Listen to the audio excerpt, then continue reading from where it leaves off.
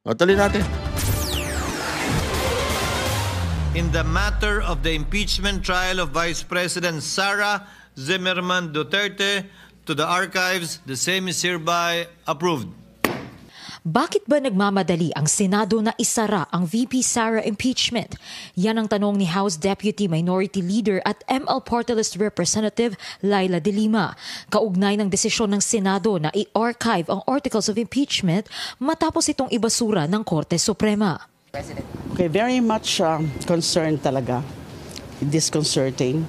At hindi na naman nga po ako nakatulog. Ang hindi po namin maintindihan kung bakit pinilit nilang may archive. Instead of just, pending na muna yung alternative action na pinopose ni former Senate President and Minority Leader of the Senate, Senator Tito Soto, ay yun ang maganda dapat. I-table na muna pending the resolution of the MRs filed with the Supreme Court. Paliwanag din ni De Lima. Sabi kasi immediately. Sino man nagsabi? Sino? Yung mga senador ba nagsabi? O ang Supreme Court? Sinabi ba ng Supreme Court immediately? O hindi? Hindi porket immediately executory ang SC ruling ay pinal na ito. Kasi nga, meron pang motion for reconsideration. Wala naman sinasabing finally. Walang sinasabing final na. Ang sinasabi dito, sabi ng Supreme Court nagsabi, immediately executory. Mga abogado ba kayo? Pwede nyo alam yun. Pagka inutusan ng korte, immediately executory. Kailangan magpalumbay-lumbay? Pag may isang tao pinakulong, at sinabi ng korte, inutusan niya yung law enforcer, immediately executory. Hindi, sandali lang po, pagbabakasyonin po muna natin para naman pag ikukulong namin, sulit na. Nagbakasyon na siya, tapos na siya magbakasyon. Nag-party-party muna siya. Ganun ba? Hindi kasi dali. May motion pa eh. Sandali lang, may motion. Bakit nagmamadali? May motion pa eh. Pwede ba sabihin sa Supreme Court yun? Sandali! Anak kayo ng May motion pa, ba't kayo nagmamadali? Consideration. Pina-comment pa nga ng Korte Suprema yung petitioners, sila Vice President Sara Duterte and si Attorney Torion. Kung talagang final na yan, hindi na sana pinansin yung mga MR. At ang isa pa raw sa mga ginawang questionable ng Senado, bakit they tackled that matter not as an impeachment court, but as Senate in plenary. Pero sang-ayon si De Lima sa naging pahayag ni retired Senior Associate Justice Antonio Carpio na at least in-archive lang ang impeachment. Ibig sabihin, hindi basta pwedeng i-dismiss o i-deny ng SC ang naihaing motion for reconsideration on the ground of being moot and academic. Ang Makabayan Bloc naman, may sariling motion for reconsideration. Kinukundi na rin ito ang dali-dali at premature na desisyon ng Senado. Kung taxpayer ka, you should be concerned about this impeachment complaint. And yung lantaran na pagtatago ng mga iba't ibang mga political actors kung asaan yung pera na ito. Hindi natin i-let go yung fact na may 612.5 million pesos in confidential funds na nawawala. Hindi tinatanggap ng mamamayang Pilipino na ibinigay kay Mary Grace Piatos at mga kasamahan niya ang pondong ito at yun na lang yun. In effect, pinagtatakpan ng mga senador ang vice-presidente sa issue ng confidential fund sa ginawa nilang boto. Isa sa mga naging grounds ng impeachment ng bise ay ang paglustay niya umano sa confidential funds ng kanyang mga opisina. Naninindigan ng maraming kongresista na hindi politically motivated ang impeachment ni VP Sara tulad ng sinasabi ng iilang mga senador. Sa halip, ito raw ay isang lehitimong paraan to hold public officials accountable, lalo na kung mapapatunayang may paglabag naman talaga sa batas. Para sa Agenda, Joan Manalo, Billionario News Channel. Ayan, malinaw na malinaw, di ba? Yan ang hindi natin maintindihan, ba't hindi maintindihan ito mga to. Ito nila Dilima, yung mga ganyang eksena na alam naman natin mga kababayan Ang simple-simple, immediately, tapos ipagpipilitan mo. Patagalin muna ninyo. Antayin nyo muna yung motion. Hindi pwede kasi talaga hindi pwede na ang isang desisyon ng Supreme Court sinabi niyang immediately executory. Hindi pwedeng patagalin mo yan. Agad-agad dapat mong ipatupad yan. Alam mo, napaka strong nito Di ba? Yung una-una, yung unanimous decision, napaka-strong na nun. Yung sinasabi nga ni Marcoleta na napakalabo pang mabawi na yan.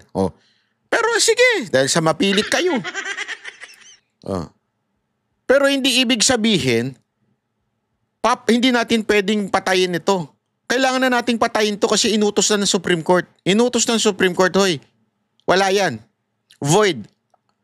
Void yung yung impeachment na yan. Wala yan. Hindi nag-exist yan. So wala kayong dapat pag-usapan. Wala kayong dapat i-discuss. Alam mo, sa totoo lang may nagsasabi nga hindi nga dapat pinagdebatihan yan Why? Sabi nga, void. Simula't simula. Void. Wala. Ibig sabihin, wala tayong dapat pag-usapan. Kasi nga, void. Di ba? Ganun lang kasi. Pwede ba ako makipag-argue? Sabihin ko kay Ibana, Ibana, ba't mo naman ako iniwan? Bakit mo naman ako pinagpalit kay Kong? Ay, Kong. Sorry. Walang ganun. Ano lang yan? Si Kong TV.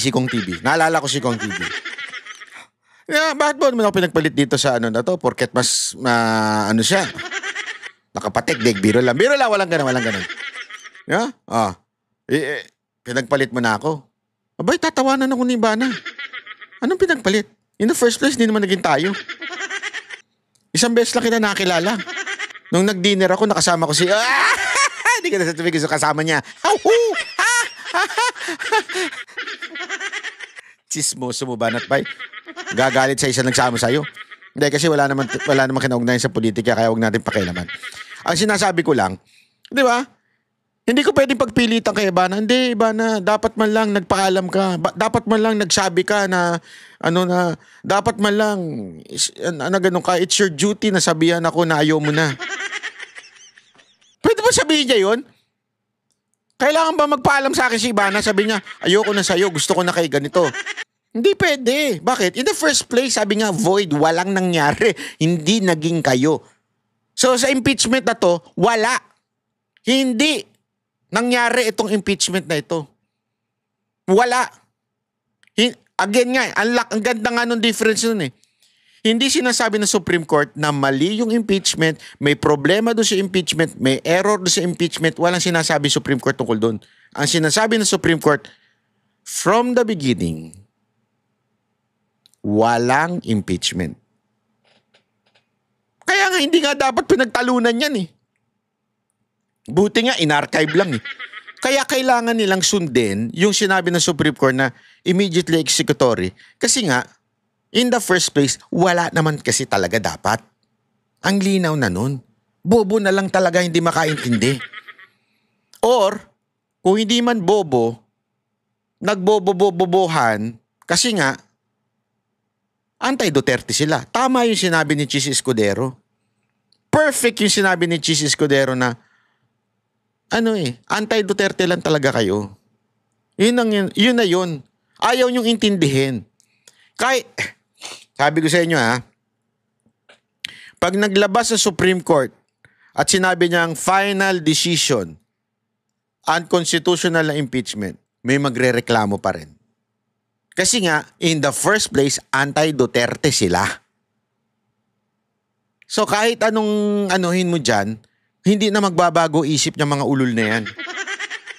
Yan ang totoo. Alinaw-linaw. So hanggang dito na lang po muna tayo. Sana po mag-like and subscribe po kayo mga kababayan dahil alam nyo, matindi ho itong mga susunod pang mga araw dahil napakarami hong issue. Importante, sana mag-like and subscribe kayo para pagka meron tayong video, napapanood nyo agad-agad para hindi kayo nahuhuli sa balita. Di ba?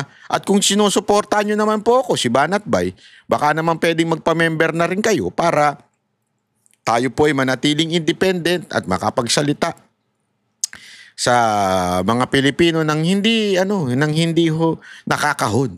Kasi yung iba diyan, 'di ba? Alam naman natin ano ginagawa, nagsusulisit. Kung hindi nagsusulisit, nagpapabayad para manggulo. So, tayo ayaw natin ng ganyan. Kaya nga ako, hindi ako madalas na nasa event nasa kubol lang ako eh. Ayoko ng basta ako independent ako. Ang suporta ay nanggagaling sa inyo. Diba? I don't need any support from any politician. Okay? Maraming salamat po. God bless everyone. Ang boses ng masa hindi natatakot.